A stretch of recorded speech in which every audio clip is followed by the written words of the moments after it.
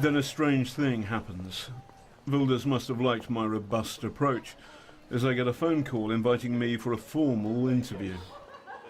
Hello. Geert Wilders, when did you last go for a walk on your own?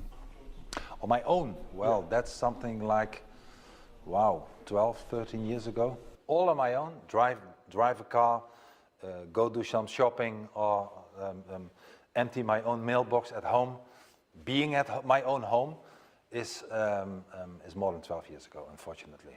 I'm on the death list from, well, Al-Qaeda, Taliban, many of that kind of organizations. What's the biggest cause by terror of the loss of Dutch lives in the last few years?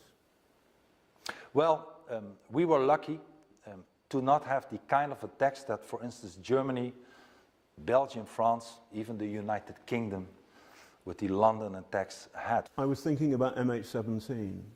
Sorry, I was thinking about MH17. MH17, yes. 193 Dutch people die. Yes. They're entirely innocent. In a civilian airliner. That's true. Shot down. Sure. And the prime suspect is Putin's Russia. Well, we have to see about that. I'm sure it has to be cleared, and I would not bet that Russia had nothing to do with that, but still, let's wait for the prosecutor who is working on it now to handle. But you could be right. I'm not ignoring that. The Russians Russians say it's the Ukrainians. Either way, 193 people die. They're Dutch, and it has got nothing whatsoever to do with Muslims. Very true.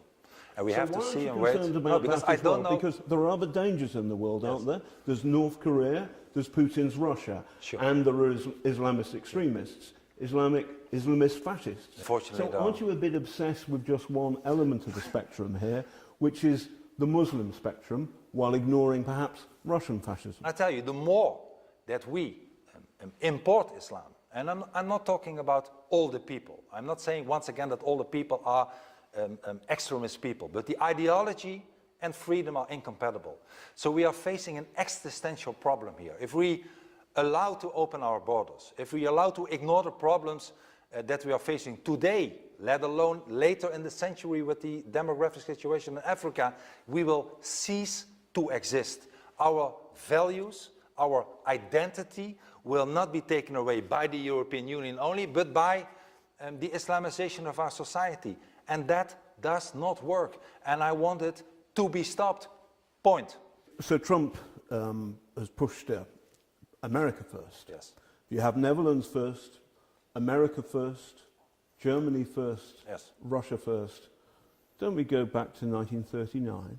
No, I don't think so. I think that is a fear that some politicians put into our heads, but they forget telling us that we made a kind of other totalitarian organization dominant, which is called the European Union. I just had... The European Union is totalitarian? It's totally totalitarian. You speak your mind in China and in Russia. You may end up dead. Not in Brussels, not in Strasbourg. I'm not saying it's totalitarian to all the citizens of the European Union, but it's totalitarian towards the member states. You believe in the politics of identity, don't you? Who doesn't? Well, I suppose the people who believe in liberal democracy, the idea that everybody is equal under the law. It's a different way of looking at the world. People are equal. Ideologies, values are not equal. Religions are not equal. And what I told you before, the cultural relativists, people who believe that all cultures are equal, are the proof of the biggest disease Europe faced in the last decades.